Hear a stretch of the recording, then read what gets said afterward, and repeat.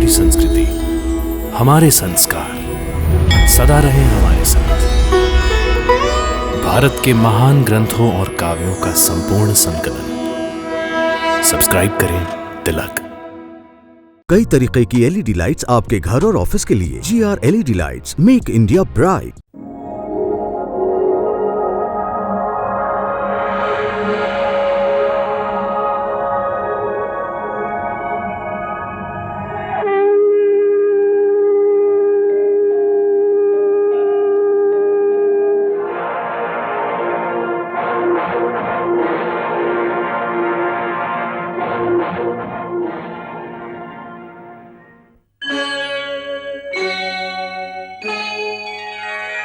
कृष्णा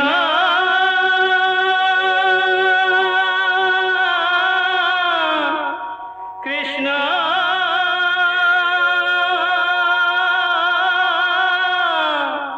हरे कृष्णा हरे हरे।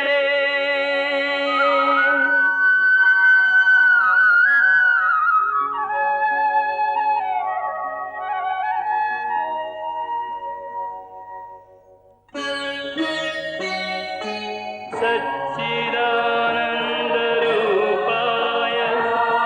विश्वोत्पत्त्यादिहेतवे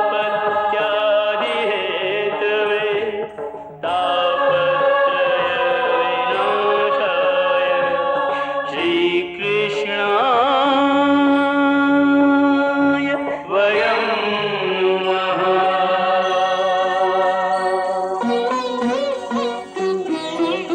श्रीकृष्ण गोविन्द हरे मुरारे, हे नाथ नारायण वासुदेव। हरे कृष्ण राधे राधे कृष्ण कृष्ण कृष्ण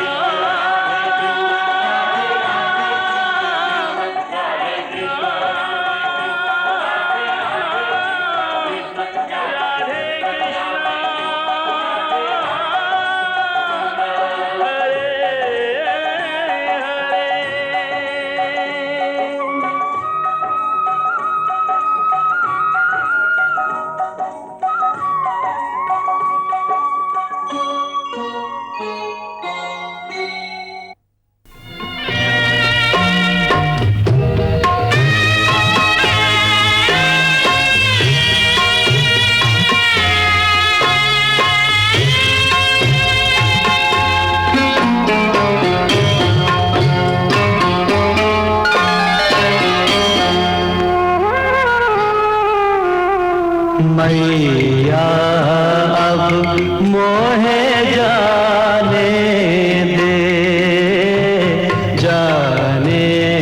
दे मोहे मथुरा जाना। प्यार दुलार से पालने वाली अपने लाल को मत बिसराना, मत बिसराना।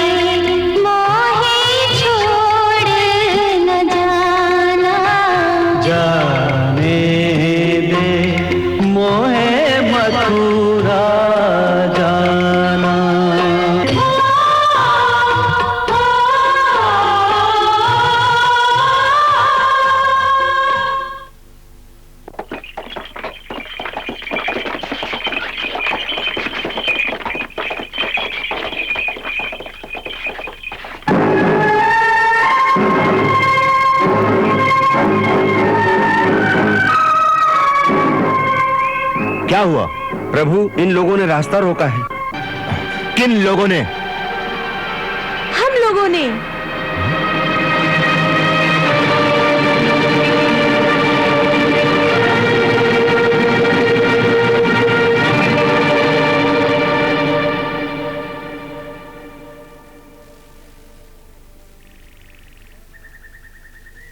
पर क्यों? देखिए अक्रूर जी, हमने ये कह दिया कि कान्हा को गोकुल से नहीं जाने देंगी। यदि मैं कान्हा को साथ लेकर नहीं जाऊंगा तो मेरा यहां आना व्यर्थ हो जाएगा। और यदि आप कान्हा को यूं ले जाओगे तो हमारा सारा जीवन बेकार हो जाएगा। और हम ये अपने जीते जी नहीं होने देंगी, इसीलिए रास्ते में पड़ी हैं कि कान्हा को ले जाना है तो हमारे ऊपर से रथ ले जाओ, ताकि जब कान्हा ही न रहे तो हमारे शरीरों में प्राण भी न रहें।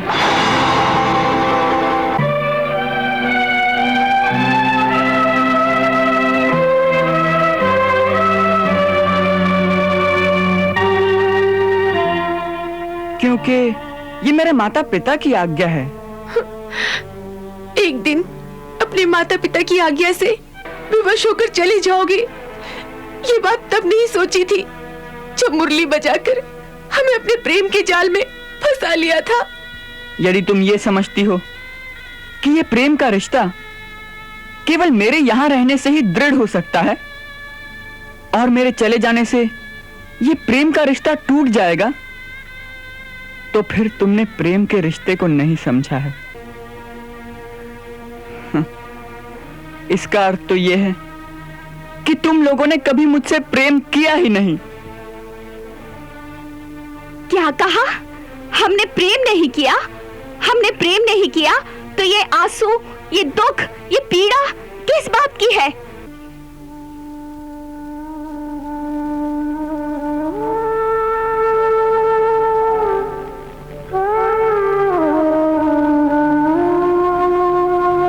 ये आंसू, ये पीड़ा, ये दुख, ये केवल मोह का दुख है।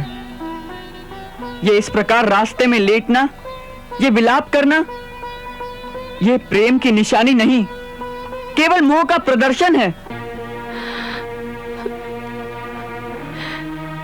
जिसे तुम मोह का प्रदर्शन कहते हो, वो प्रेम की विवशता है, प्रेम का बलिदान है। वो कैसा बलिदान? अपने प्राणों का बलिदान। तुम्हारा विरह हमसे सहा नहीं जाएगा, इसलिए तुम्हारे रथ के नीचे हम अपने प्राण दे देंगी।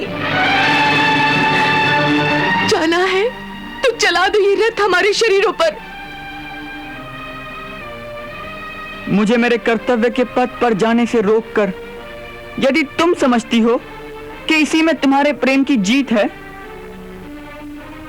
तो फिर तुमने प्रेम को नहीं समझा है। तो प्रेम क्या करोगी?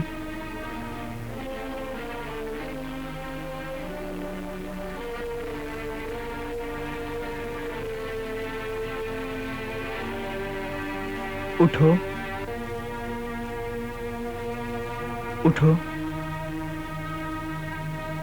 उठो, उठो।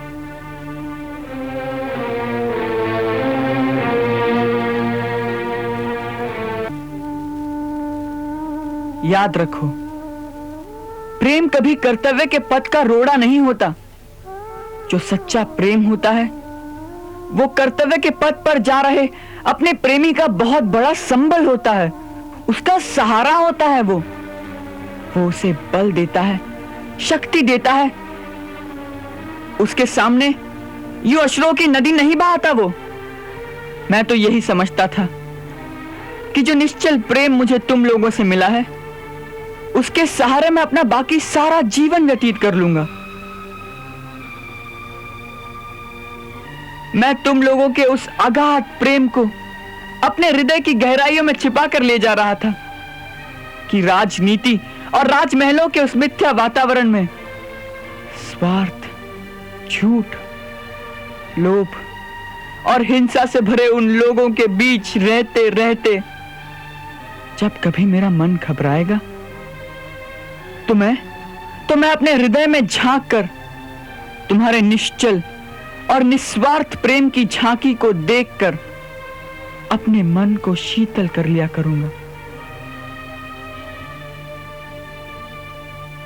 जिससे जीवन की सुंदरता पर मेरा विश्वास हर बार दृढ़ होता रहे।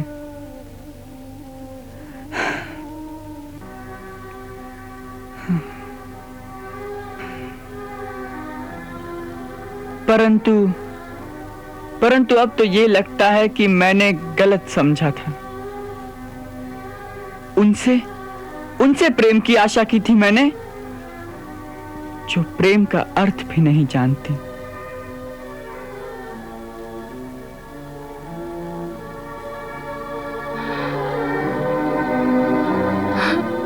बड़ी स्वार्थी हो। कैसे? ऐसी बात कह दी जिससे अब हम मर भी नहीं सकेंगी। ये कह के तुमने हमें विवश कर दिया कि जीवन भर हृदय में उस प्रेम को संजोए बैठी रहे, ये सोचकर कि हमारे प्रेम की शीतल पवन प्रतिक्षण तुम्हारे झुलसते हुए मन को शांति पहुंचाती होगी।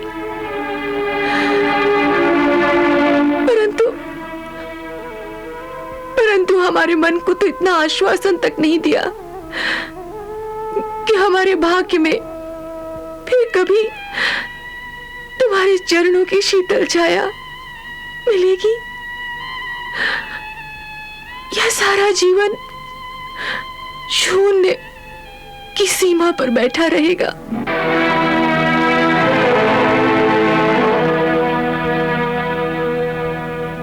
नहीं, जीवन शून्य नहीं होगा। मैं एक बार फिर आऊंगा।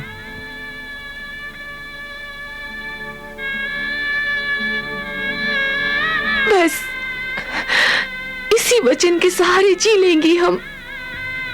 मुझ पे भरोसा रखो, मेरा वचन झूठा नहीं होगा।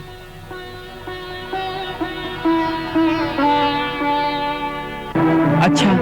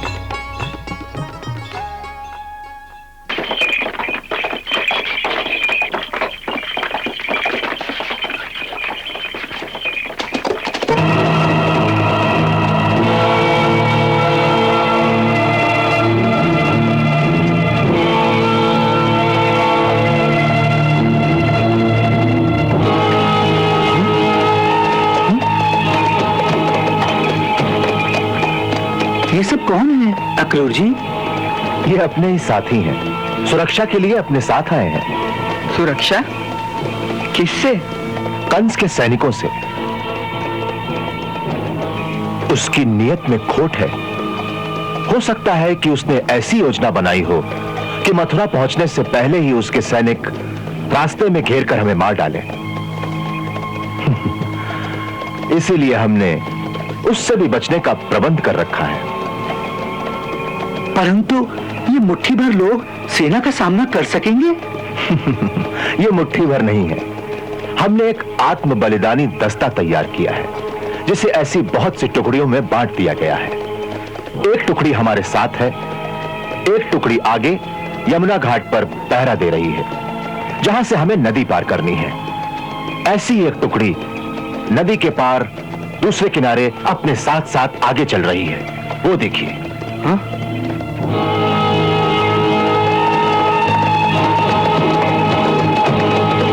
वो किस लिए?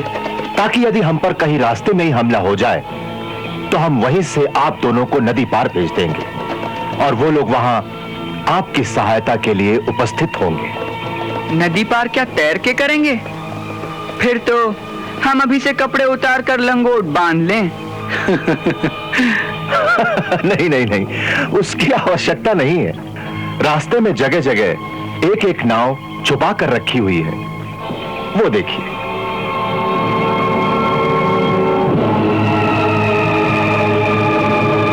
ये सारा प्रबंध तो बहुत अच्छा है अक्रूर जी, परंतु जिस सेना के भय से ये सब कर रहे हैं उसका पता कैसे लगेगा?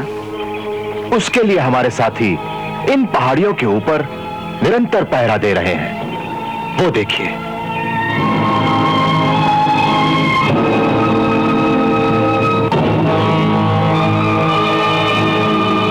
इन पहाड़ियों के उस ओर कंस के सैनिक हैं। हमारे साथी उनकी गतिविधियों पर नजर रखे हुए हैं। कोई खतरे की बात देखेंगे तो उनके हाथ में जो पताका है उसका रंग बदल जाएगा। वाह काका, क्या तैयारी की है आपने? मान गए हम आपकी सुरक्षा प्रणाली को। आप सचमुच यादवों के प्रमुख सेनापति होने के योग्य हैं। आपकी तो जितनी प्रशंसा की जाए कम ही होगी। राजकुमार कृष्ण, हमें अपनी प्रशंसा, अपनी किसी पदवी की चिंता नहीं है। चिंता तो इस समय केवल आपकी सुरक्षा की है। यह हमारा दुर्भाग्य है कि हम स्वयं आपको एक हत्यारे के पास लेकर जा रहे हैं और इसे हमारी आत्मा स्वीकार नहीं कर रही है। तो फिर आप क्या करेंगे? इसी धर्म संकट का निर्णय करना है कि क्या करें। एक ओर स्वामी की आज्ञा है तो दूसरी ओर हमारे साथियों का एक ही आग्रह है कि मथुरा में प्रवेश करने से पहले ही आपको भगाकर राज्य के बाहर किसी सुरक्षित स्थान पर ले जाएं। तो आपने कोई निर्णय लिया? नहीं, इसी धर्म संकट में फंसा हुआ हूं। वो भी धर्म है, ये भी धर्म है।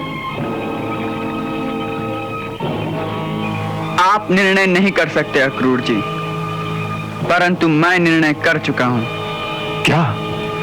अक्रूर जी, इस समय आपके सामने दो विरोधी कर्तव्य हैं, परंतु मेरे सामने तो एक ही कर्तव्य है। आप एक राजनीतिज्ञ का धर्म निभा रहे हैं, परंतु मैं केवल एक पुत्र का कर्तव्य देख रहा हूं। एक पुत्र होने के नाते मेरा केवल एक ही धर्म है कि मैं अपने पिता के दिए हुए वचन को छूटा ना होने दूं। मेरे पिताश्री ने कंस को जो वचन दिया है उसका मुझे पालन करना होगा। यही एक पुत्र का धर्म है। इसीलिए इस समय आपका एक ही कर्तव्य है कि आप अपने स्वामी की आज्ञा अनुसार मुझे ले जाकर महाराज कंस के हवाले कर दीजिए।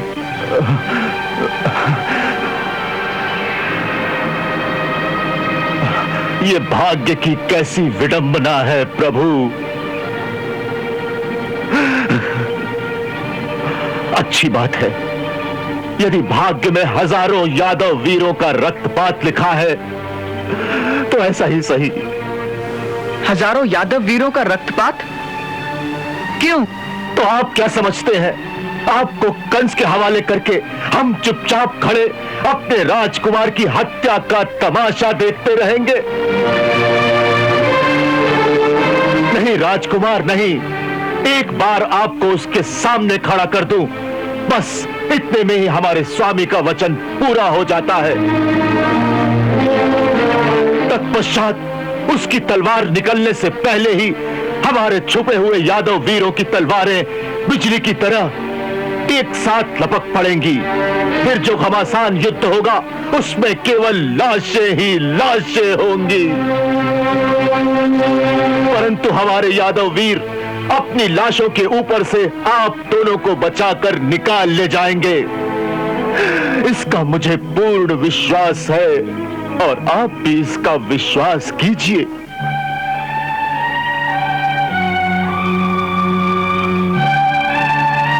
अक्रूर जी, मुझे तो आपकी वीरता पर पूर्ण विश्वास है, आपकी राजभक्ति पर भी विश्वास है, परंतु आपको हम पर विश्वास नहीं। आप पर? अक्रूर जी, जितना आपको अपनी वीरता पर विश्वास है, उतना ही विश्वास यदि आप हमारी शक्ति पर कर लें, तो फिर यह चिंता करने की आवश्यकता ही नहीं रहेगी।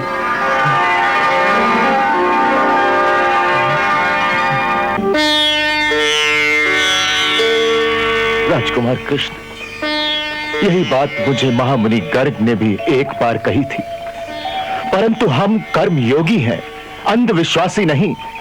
हमारा जो कर्तव्य है उसी का पालन करना हमारा धर्म है, वही हमें करने दीजिए।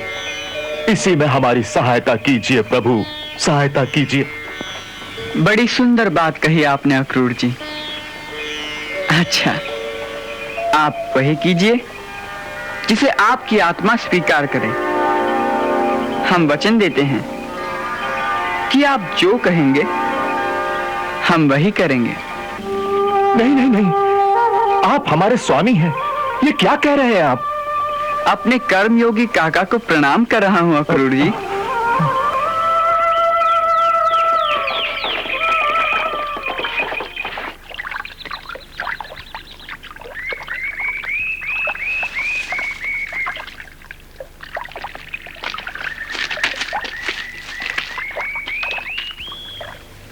आप लोग यहीं विश्राम कीजिए, मैं अभी आता हूं।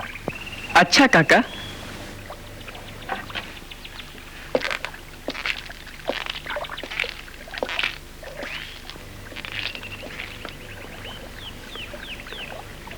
क्या सोचना है?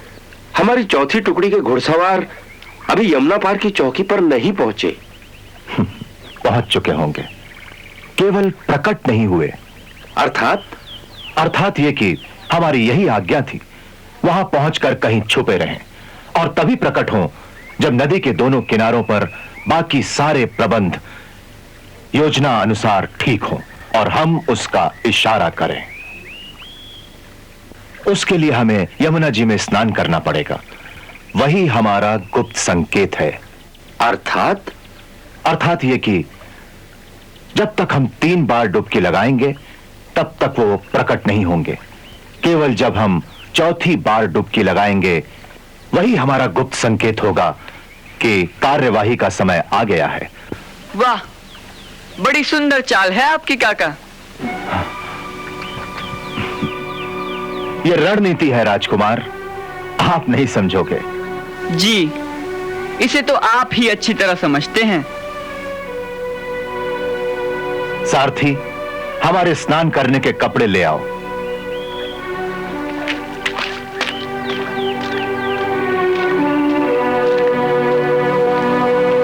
अक्रूर जी ने तो बड़ी लंबी चौड़ी योजना बना रखी है दाऊ भैया। हाँ, मुझे तो इन पर दया आ रही है, बेचारे बहुत थक जाएंगे। अच्छा है, थकने दो, अहंकार में तो यही होता है। नहीं नहीं नहीं, ये आपके परम भक्त हैं, इन पर दया कीजिए, अब इनका उद्धार कर दीजिए। जैसी आपकी आज्ञा।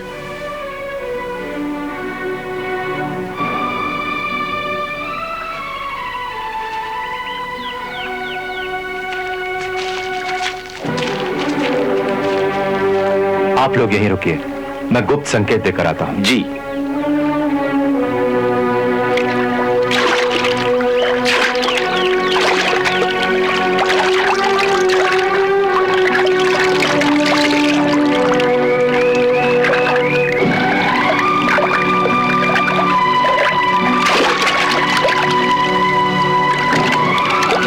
अक्रूर जी,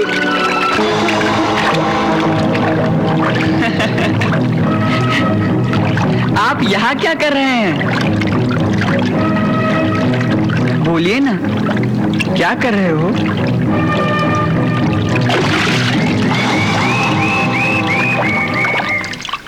काका, क्या बात है?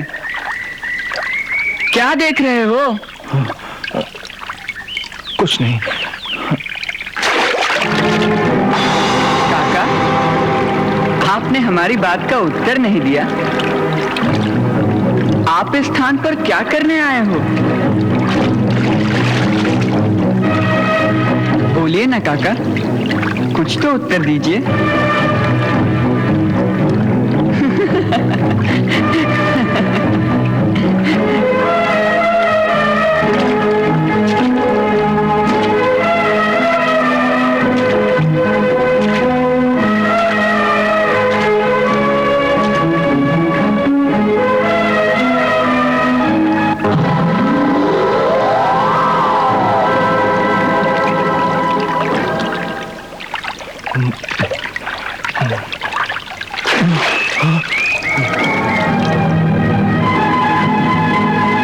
काका, इतने घबराए हुए क्यों हो? क्या बात है? वो नहीं नहीं।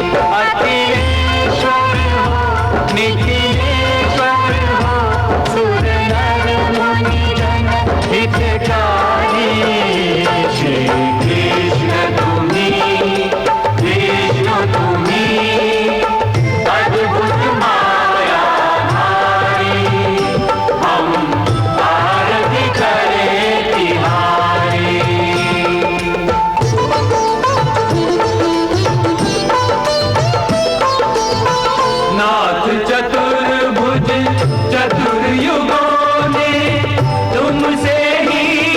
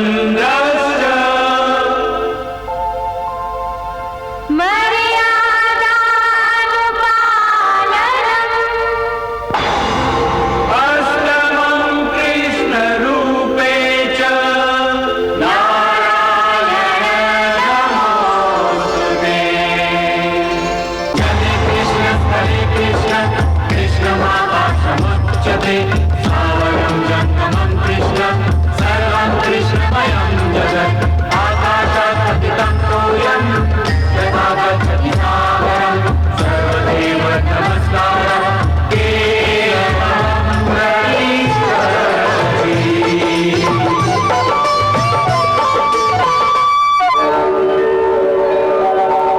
हे महात्मा, हम तुमसे अति प्रसन्न हैं। बहुत काल से हमारी सुरक्षा की चिंता के कारण तुम्हारे हृदय में केवल हमारा ही ध्यान था, हमारा ही चिंतन था। यह अवस्था बड़े बड़े योगियों को भी सहज में प्राप्त नहीं होती कि उनके हृदय में प्रतिक्षण केवल हमारा ही अखंड ध्यान रहे। यह अवस्था तुम्हें अपने पूर्व जन्मों की तपस्या और गुरु कृपा से प्राप्त हुई है, जिसके फलस्वरूप आज तुम्हें हमारे वो दुर्लभ दर्शन प्राप्त हुए हैं जो कोटि कोटि युगों में किसी विरले जीव को ही प्राप्त होते हैं। तुम्हारी अटल राजभक्ति के फलस्वरूप आज हम तुम्हें अपनी सहज भक्ति प्रदान करते हैं। तुम्हारी कर्तव्य निष्ठा के कारण अपने कर्म पथ पर डटे रहने का तुम्हारा अहंकार क्योंकि निस्वार्थ था, इसीलिए वो अहंकार तुम्हारा दोष नहीं माना जाएगा। हम तुम्हें तुम्हारे उस निस्वार्थ अहंकार के बदले भगवत परायण होने की भावना प्रदान करते हैं।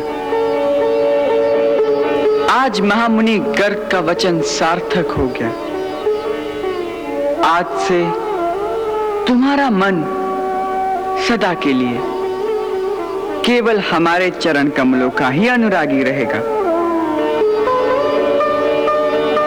उसमें कभी कोई विकार नहीं आएगा। तुम एक सच्चे कर्म योगी की भांति संसार के समस्त कर्म करते रहोगे, परंतु वो सारे कर्म भगवत पूजा के समान ही मोक्षदायक होंगे। तथास्तु।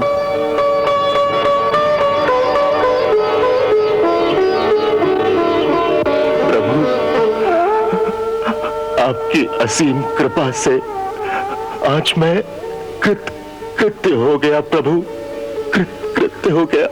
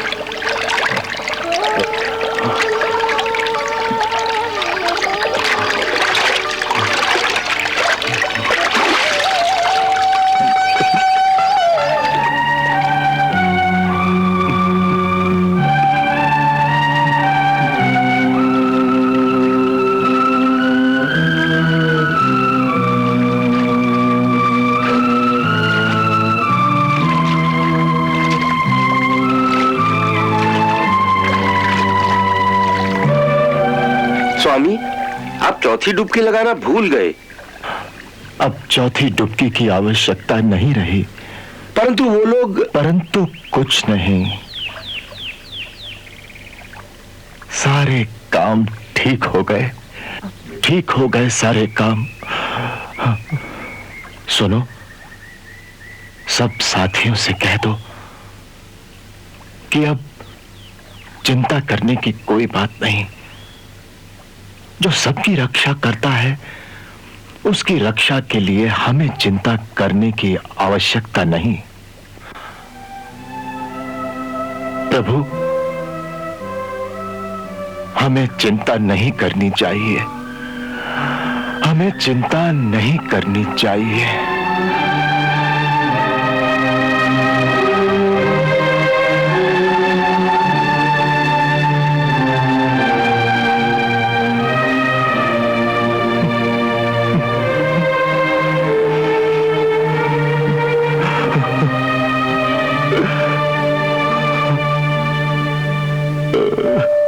काका, ये आप क्या कर रहे हैं? मैं अब तक आपको नहीं पहचान सका, मुझे क्षमा कर दो।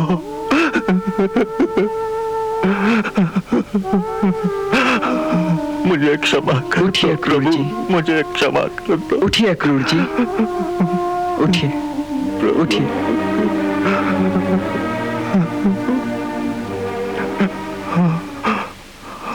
अक्रूर जी,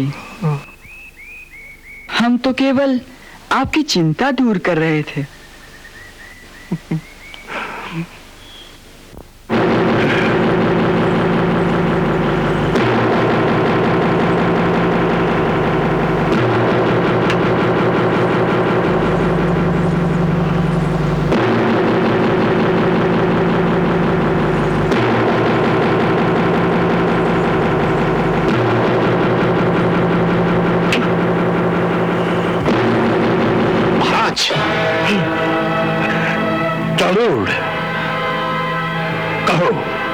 कहो गोकुल का कुछ समाचार मिला?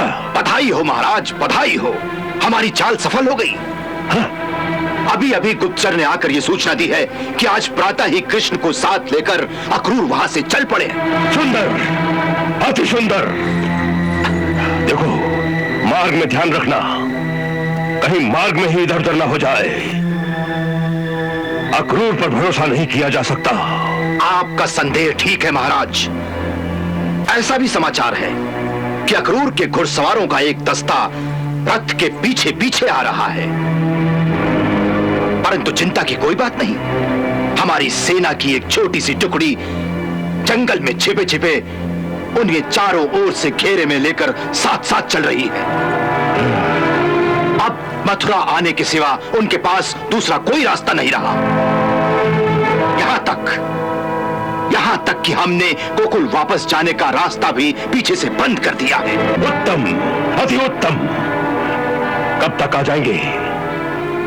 उन्हें आज शाम तक यहां पहुंच जाना चाहिए।